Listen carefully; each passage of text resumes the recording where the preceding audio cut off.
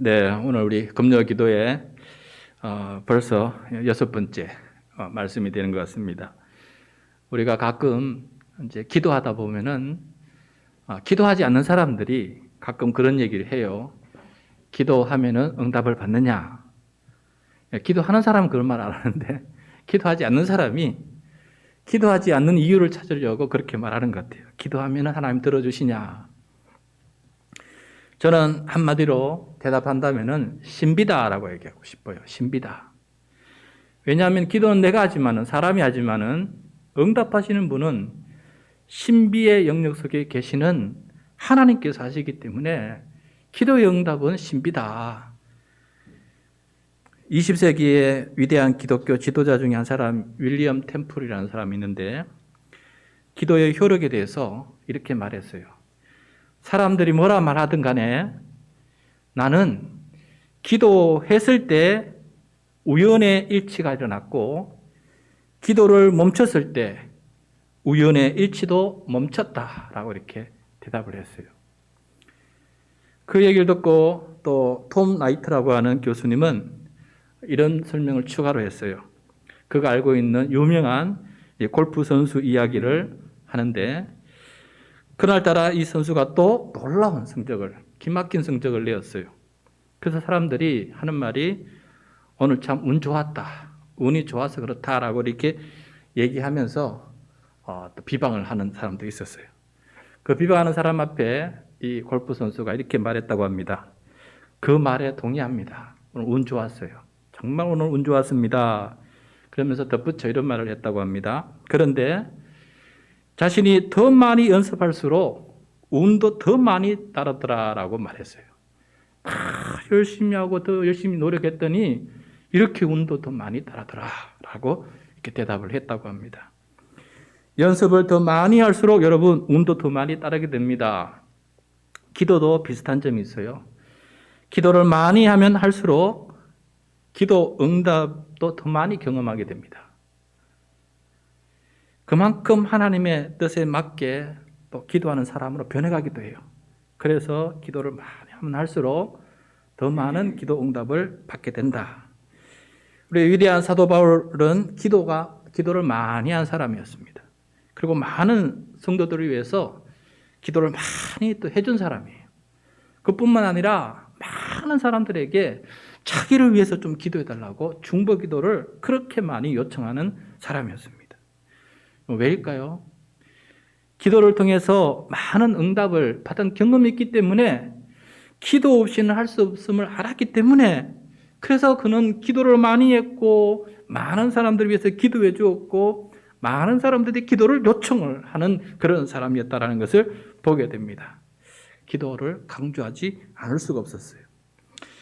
그리고 사도 바울은 기도하는 것도 귀중하게 여겼지만은 기도가 어떻게 응답이 되고 있는지 그 기도가 어떻게 응답되고 있는지도 관심을 많이 가졌습니다.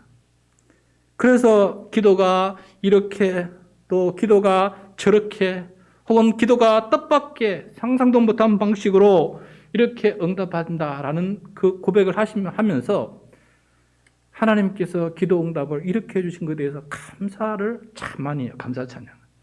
여러분 사도 바울의 서신서 앞부분을 보면은 이래서 감사하고 저래서 감사하고 그 기도 응답을 받는 모습을 바라보면서 참 감사를 많이 하는 사도 바울이었다는 것을 우리가 깨닫게 됩니다. 그래서 한 가지 배울 수 있는 것은 기도를 많이 하는 사람은 감사도 많이 하는 사람이 된다. 기도를 많이 하는 사람은 감사도 많이 하는 사람이 된다. 왜냐하면 하나님께서 움직이시고 역사하시고 돌보시는 그런 모든 것들을 더 많이 보기 때문에 하나님 더 많이 감사하는 그런 사람이 된다라는 것입니다. 오늘 말씀은 항상 기도하고 또 기도하기를 힘쓰고 또 여러 성도들을 위해서 기도하라는 당부의 말씀을 하고 있는 내용입니다. 오늘 18절 말씀인데 우리 다시 한번 18절 말씀 같이 읽도록 하겠습니다. 시작. 모든 기도와 간구를 하되 항상 성령 안에서 기도하고 이를 위하여 깨어 구하기를 항상 힘쓰며 여러 성도를 위하여 구하라. 아멘. 참 귀한 말씀입니다. 짧지만은 여기서 모든 기도와 간구를 하라라고 되어 있어요. 기도하는데 이런 방법 저런 방법 따질 게 아니고 할 수 있는 모든 방법으로 기도하라는 것이. 말씀을 묵상했으면 그 말씀 적용을 위해서 기도하고, 찬양이 좋으면 찬양을 불러가면서 기도하고, 중보기도 생각하면 성도들 생각하면 중보기도도 하고, 자기 자신을 위해서도 기도하고, 교회를 위해서도 기도하고, 온 나라 민족을 위해서 기도하고, 상황이 어떤지 계속해서 기도하는, 모든 방법을 통해서 모든 것을 위해서 기도할 수 있는 그런 사람이 되라라고 이렇게 말씀하고 있습니다. 그런데 여기서 특별히 제 눈에 띄었던 것은 기도할 때 항상 성령 안에서 기도하라라는 말이 뜨였습니다. 항상 기도하는데 성령 안에서 기도하라. 여러분, 믿는 자는 성령 안에서 기도합니다.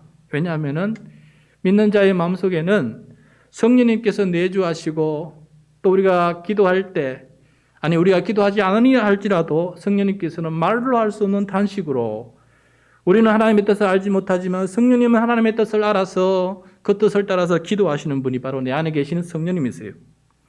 그런데 우리가 기도할 때 이것을 잊어버릴 때가 많이 있어서 여기서 말씀하기를 성령 안에서 기도하는데, 그것도 성령 안에 있다는 것을 깨어 있어라. 내가 성령 안에 있다는 사실에 깨어서 그렇게 구하고 간구하는 사람이 되라라고 이렇게 말씀하고 있습니다. 왜 우리가 성령 안에서 기도할 때 성령 안에서 깨어서 기도해야 되느냐? 왜? 나 홀로 하나님 앞에 기도하는 것이 아니라 내 안에 성령님이 계시다라는 것을, 왜 그 사실을 굳게 붙들고 기도해야 되느냐 하면은, 여러분, 기도는 하나님의 현존 속에서 기도하는 것이기도 하지만은 약한 영과의 싸움이에요. 기도는 악한 영과의 싸움이 일어나는 시간입니다. 사막에 기도하기 위해서, 기도원에 기도하기 위해서, 기도에 온 삶을 바치기 위해서 떠났던 사람들의 이야기들을 읽은 적이 있습니다. 특히 2세기의 사막 교부들의 이야기를 들어보면은 기도 시간이 전쟁터예요, 전쟁터.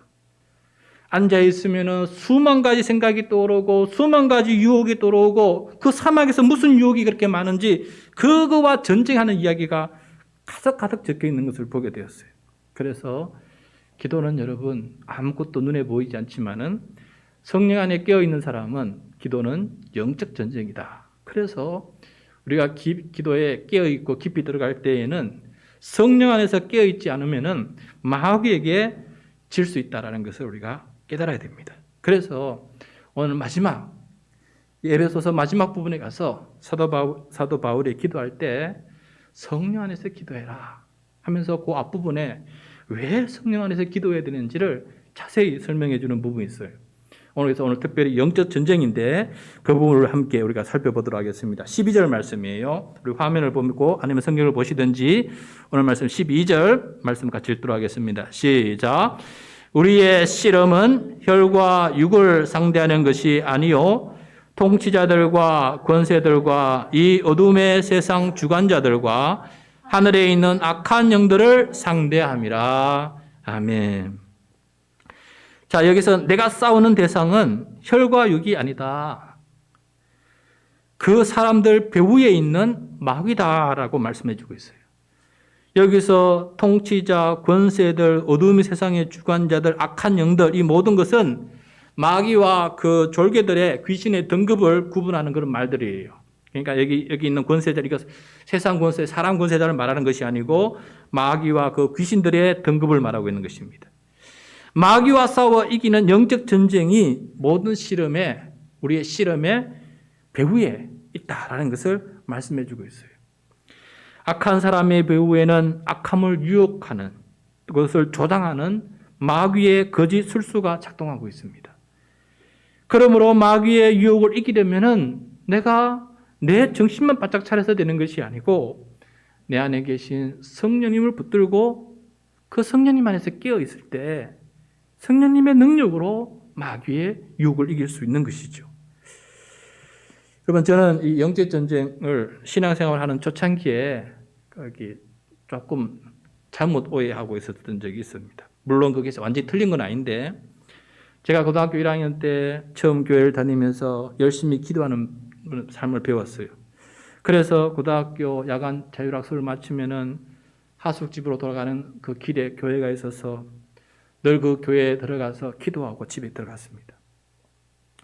근데 하루는 기도하다가 이게 늦은 시간에 혼자 들어갔기 때문에 불을 다 켜놓고 기도할 수가 없어서 그냥 조용히 들어가서 어둠 속에서 기도하는데 창문에 나뭇가지가 바람에 흔들려서 창문을 자꾸 때리는 그 소리가 들렸어요. 캄캄한 예배당이라서 혼자서 불을 켜지도 못하고 그렇게 기도를 했는데 그 소리가 기도에 방해가 되고 나중에는 무서웠어요. 무서워서 기도가 되지 않은 것입니다. 그래서 그날은 일찍 기도를 끝내고 밖에 나왔어요. 그래서 무슨 나무가 저렇게 있나라고 예배당을 돌아서 가보니까 예배당 창문 옆에는 나무가 없었습니다. 그리고 그날은 바람도 불지가 않았어요. 그래서 그때 전 처음으로 영적 전쟁이 이런 거구나라는 것을 깨닫게 되었어요. 기도할 때 하나님께서 기도에 할 때 너 혼자 기도하는 것이 아니라 기도할 때는 영적 전쟁이다라는 것을 가르쳐 주시려고 그랬는지 그런 경험을 하게 되었습니다. 그 다음부터 예배당에는 이게 제가 들어가서 불을 켜놓고 소리를 내어서 그 다음부터 기도하게 되었어요. 아직까지 제 믿음의 분량이 그 어둠을 이겨낼 수 있는 그런 것이 되지 못해서 불을 켜놓고 그렇게 소리 내어가면서 기도를 하고 어떤 때는 두려워서 눈을 떠서 기도하기도 하고 그렇게 제 나름대로 이 영적 전쟁이 이런 거구나 하면서 믿음의 담력, 영적인 담력을 키워나가기 위해서 포기하지 않고 그 예배당을 계속 찾으면서 그 자리에서 기도로 싸워서 이겨야 되겠다 하는 그 마음으로 기도했던 적이 기억이 납니다. 저는 이렇게 마귀의 존재, 마귀가 주는 두려움을 이기는 것이 영적 전쟁인 줄 알았습니다. 그러나 이것은 영적 전쟁의 그저 작은 맛보기, 작은 일부분, 시작에 불과하다는 것을 제가 깨닫게 되었어요. 영적 전쟁이 무엇인지 제대로 깨달은 것은 바로 오늘 에베소서 말씀을 통해서 영적 전쟁이 무엇인지를 포괄적으로 넓게 그렇게 제가 깨닫게 되었습니다. 그래서 이 바울을 통해서 오늘 영적 전쟁이 무엇인지 여러분의 경험을 통해서도 한번 오늘 말씀을 통해 비교해 보시기를 바랍니다. 먼저 영적 전쟁에 참여하는 기도의 용사들은 하나님의 전신갑주, 갑옷을 입어야 됩니다. 그 말씀이 13절에 나오는데 우리 13절 말씀 같이 읽겠습니다. 시작. 그러므로 하나님의 전신갑주를 취하라. 이는 악한 날에 너희가 능히 대적하고 모든 일을 행한 후에 서기 위함이라. 아멘. 전신갑주라는 것은 온몸에 입는 갑옷을 말하죠. 온몸에 입는 갑옷을 전신갑주다. 근데 전신갑주를 입을 때 적을 대적하기 위해서, 능히 대적하기 위해서 이것을 입습니다. 많은 도움이 되거든요. 내가 상처를 안 받고 상대방을 이기기 위해서는, 상처를 막기 위해서는 이 전신갑주가 내 몸에 많이 필요해요. 그러고 난 다음에 전쟁 후에도 내가 넘어지지 않고, 넘어졌다는 것은 죽었다는 뜻이거든요. 넘어지지 않고 계속 서서 살아서 승리의 행진을 할 수 있는 사람이 되기 위해서는 전신갑주를 입는 것이 필수다라고 이렇게 말씀해 주고 있어요. 그렇다면 우리는 어떤 갑옷을 입고 무엇을 대항하고 또 무엇으로 싸워 이겨야 하는지를 제대로 한번 배워봅시다. 14절 말씀입니다. 14절 시작. 그런즉 서서 진리로 너희 허리띠를 띠고 의의 호심경을 붙이고. 자, 여기서 첫 번째 전신갑주는 허리띠입니다. 허리띠. 이 허리띠가 상징하는 것은 무엇이냐? 진리라는 것이에요.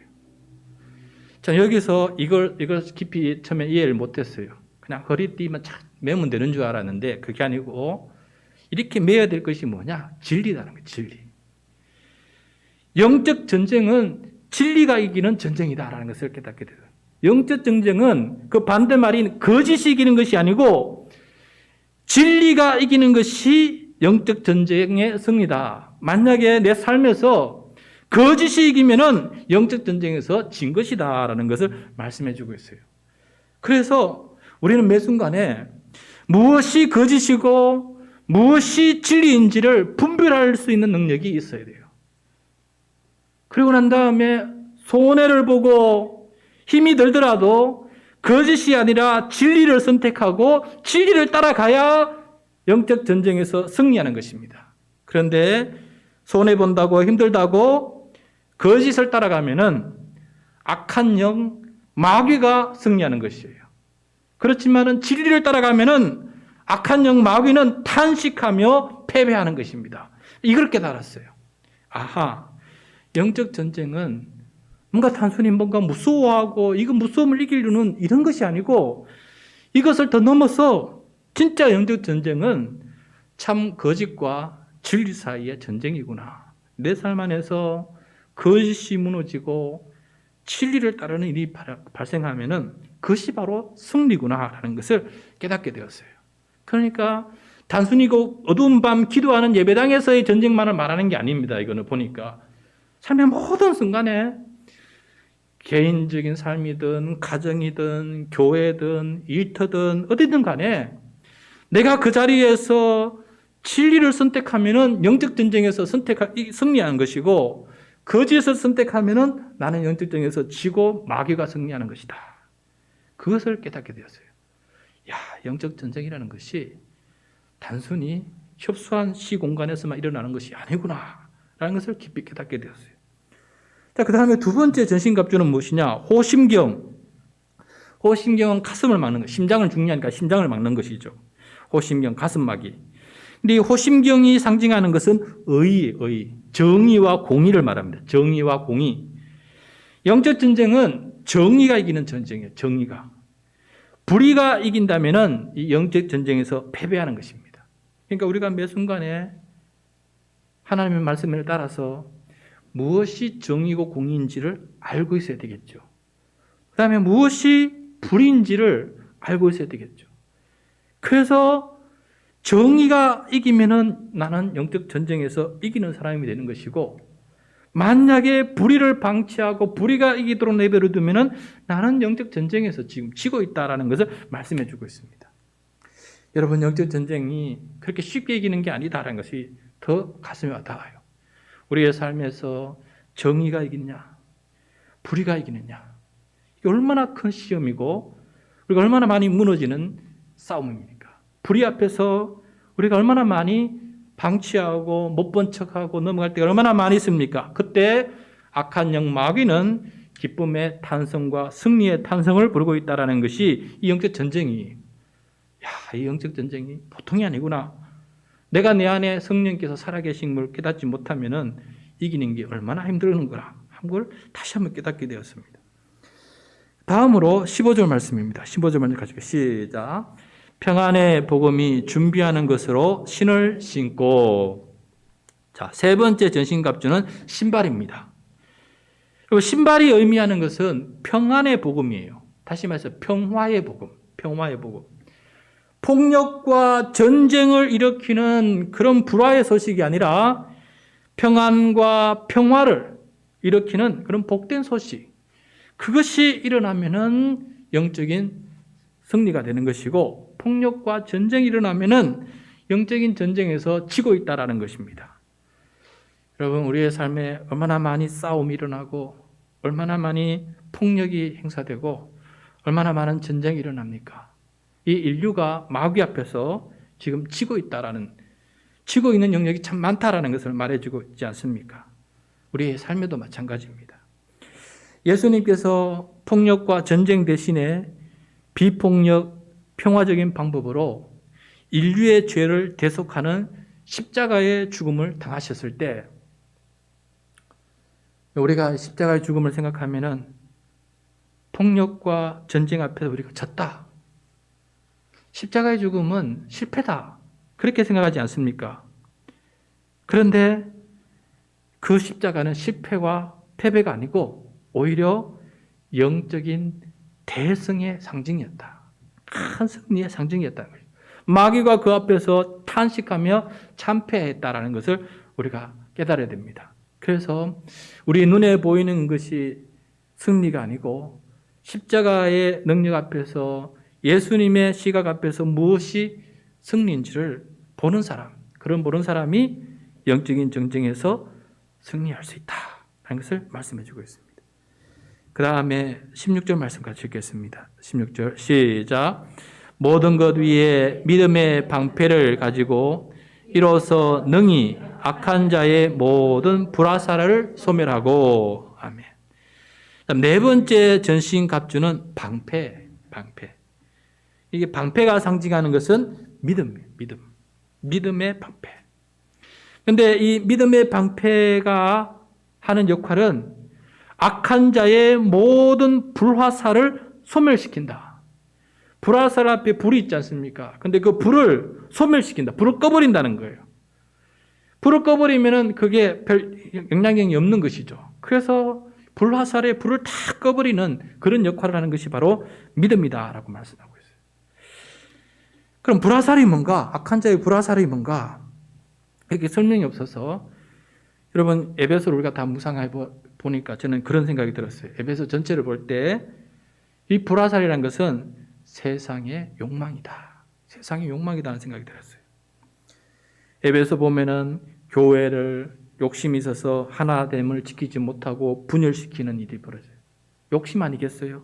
그 다음에 모든 악독과 노함과 분냄과 떠드는 것과 비방과 음행과 탐욕과 누추함과 어리석은 말과 희롱하는 말과 부부간의 무시와 자녀의 불순종과 부모가 자녀를 노엽게 하는 것과 종의 눈가림과 상전의 위협과 상전이 외모로만 종을 보는 판단하는 이런 일들, 이것이 전부 다 제가 보기에는 악한 자의 불화살이다라는 생각을 해보게 됩니다. 믿음은 이러한 불화살, 세상의 욕망의 불을 끄는 그런 역할을 하는 것이 바로 믿음이다라는 것을 생각해 보게 되었어요. 우리 요즘 다윗을 묵상하고 있지 않습니까? 다윗에게서 불화살이 무엇이었습니까? 욕망 아니었습니까? 욕망, 육신의 욕망, 육체의 욕망. 그 불을 끄지는 못했어요. 왜?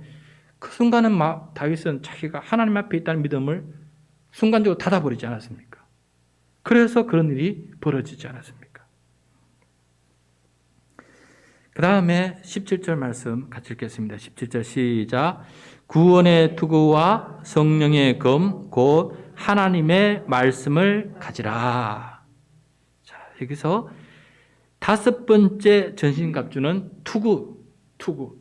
이 투구가 상징하는 것은 구원입니다. 구원.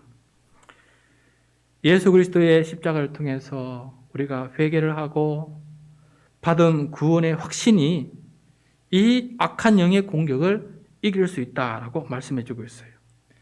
구원의 확신이 있는 사람은 모든 죄책감에서 해방하고 그것을 이겨나갈 수 있는, 죄책감에서 절망하는 것이 아니라 거기에서 이겨나갈 수 있는 힘을 얻을 수 있지 않습니까?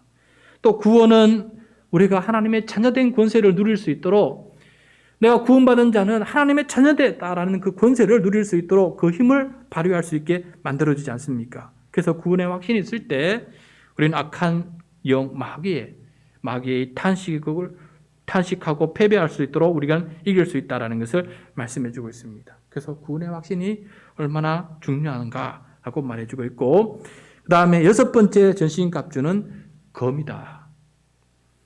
검은 몸에 입고 다니는 것이 아니고 손에 잡는 것입니다.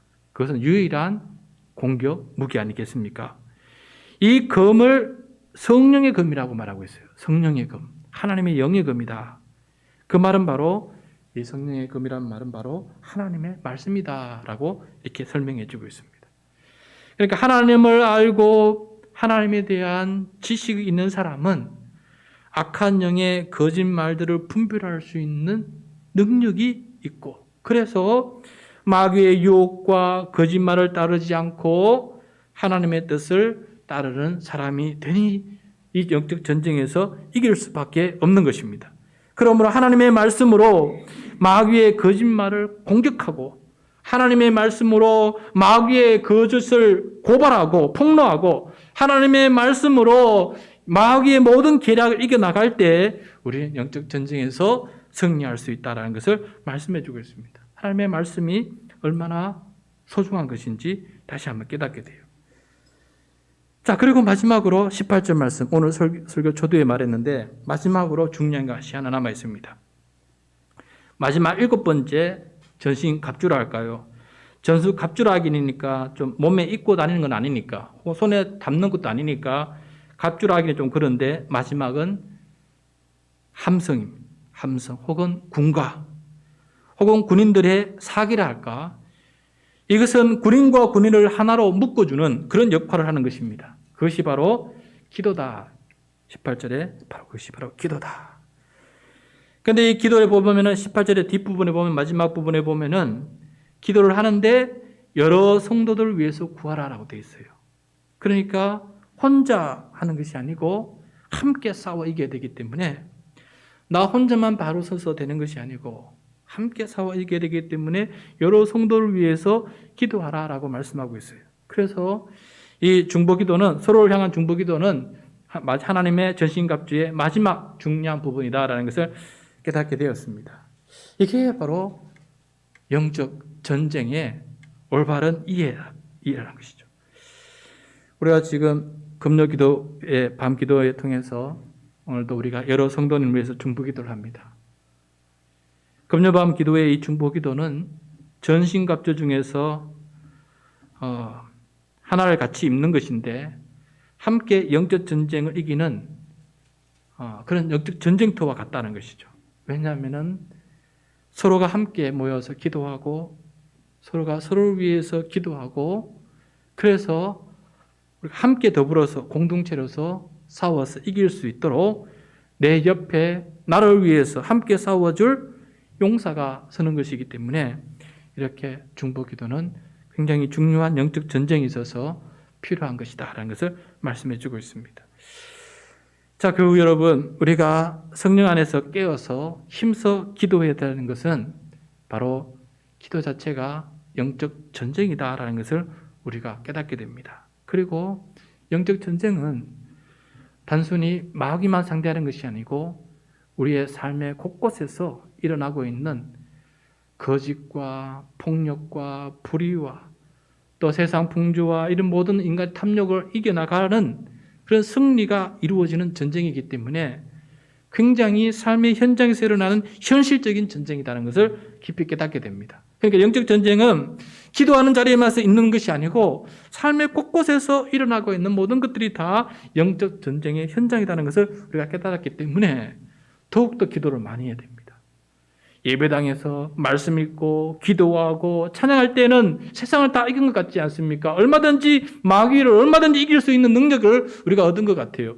그렇지만은 이 예배당을 나가는 순간, 삶의 현장으로 돌아가는 순간 우리가 이 영적 전쟁에서 이긴다는 것이 결코 쉽지 않다는 것을 명확하게 깨닫게 됩니다. 그래서 삶의 현장에서도 항상 늘 기도하고 매 순간 기도하면서 하나님과 더불어서 이겨나갈 수 있는 그런 용사가 되게 해달라고 기도하는 것이 얼마나 중요한 기도 제목인지. 그래서 오늘 내용은 우리가 영적 전쟁을 위해서 기도하는 용사가 되어야 된다라는 것을 함께 깨닫게 되었습니다. 오늘 기도할 때 나 자신이 먼저 영적인 용사가 되게 해주시고 무너지는 용사가 아니라 이기는 용사가 되게 도와주시고 그 다음에 나와 함께 신앙생활하는 사람들을 향해서 같이 이길 수 있도록 기도의 동력자 또 동력하는 용사가 되도록 하나님이 세워주셔서 우리가 함께 힘을 합쳐서 이길 수 있는 그런 삶이 되게 해달라고 기도하는 오늘 이 밤이 될 수 있기를 간절히 소원합니다.